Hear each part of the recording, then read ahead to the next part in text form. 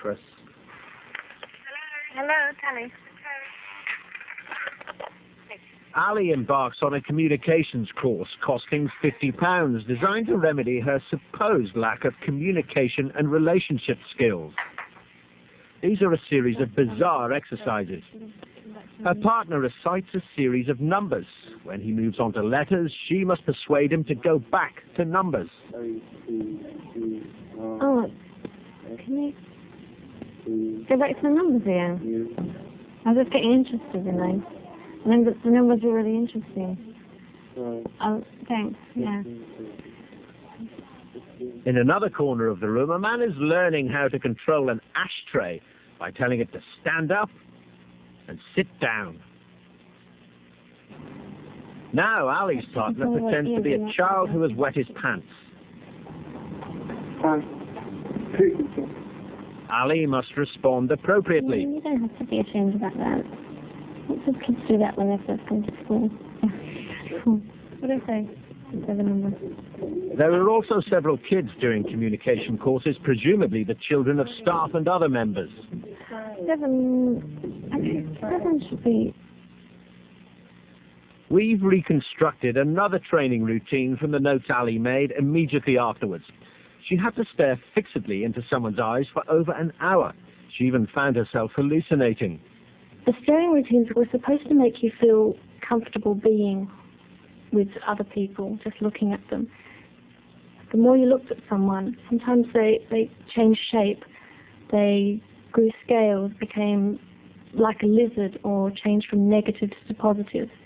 It was a really strange experience.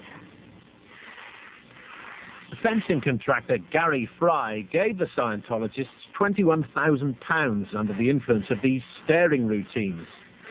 I actually stared into somebody's eyes for an hour and a half, just continually.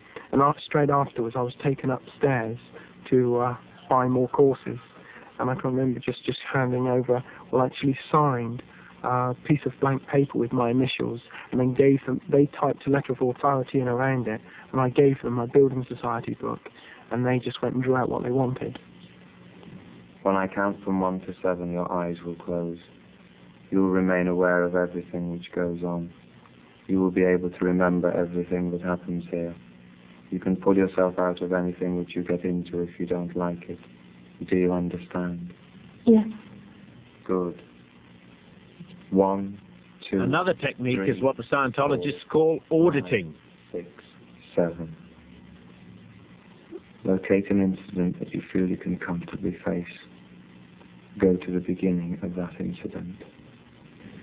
I'm in my boyfriend's flat, and we're having a huge argument. I've seen on the street with another girl, and I've asked him about it, and he hasn't denied it. And I've threatened to leave, and he just says, okay, go. So I grab my things and walk out the door. Good. Go back to the beginning. Ali is required to go over and over a traumatic event in her past. I threatened to leave. I just said, I'm going to go then. And he said, fine, go. I don't really care if I never see you again. So I just walked out. Good. Go back to the beginning and go over it again. Stay close. At the end of the session, Ali felt euphoric. I got quite upset at points, but quite emotional, and I even cried during it. And so after the session, I felt on a real high. I felt like I'd been released from something.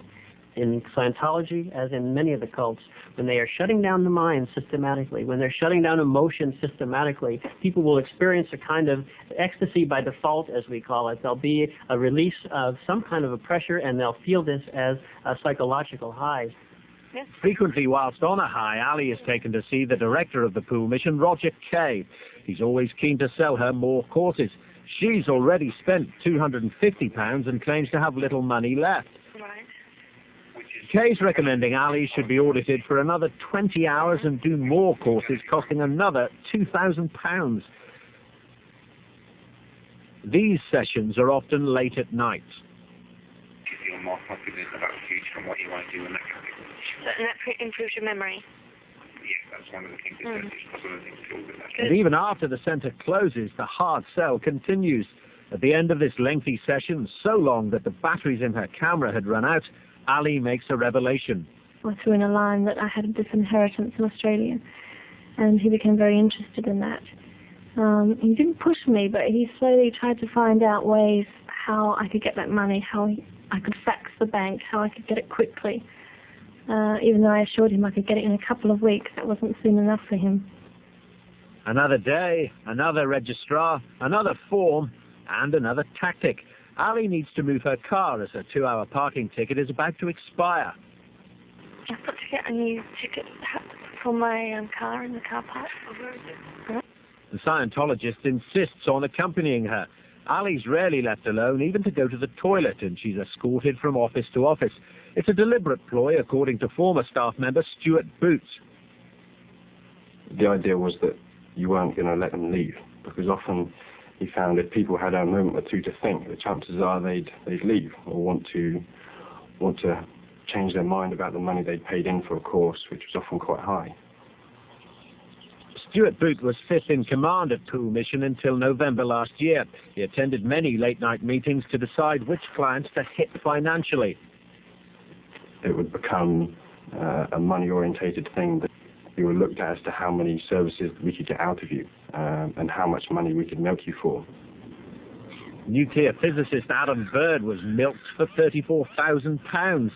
He went to the Scientologists for help with dyslexia, but ended up borrowing from various different banks to buy courses.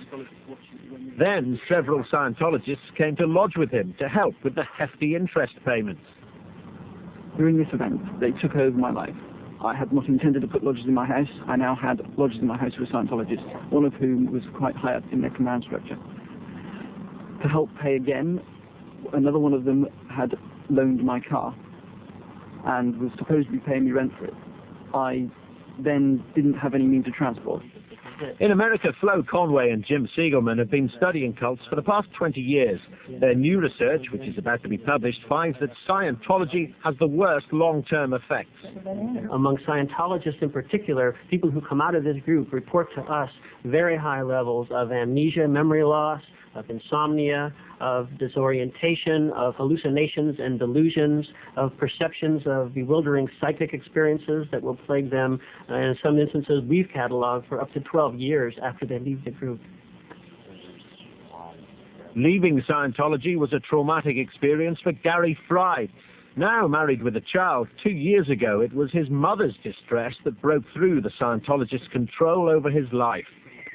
The last straw was when my mum broke down into tears in front of me and basically with her emotions, startled me back into reality and what I was really doing in Scientology, what I was following. Successful legal action secured the return of the £21,000 he'd paid them, but it was much harder to recover his mental health, though he says becoming a Christian helped. It took me 2 months of real trauma in trying to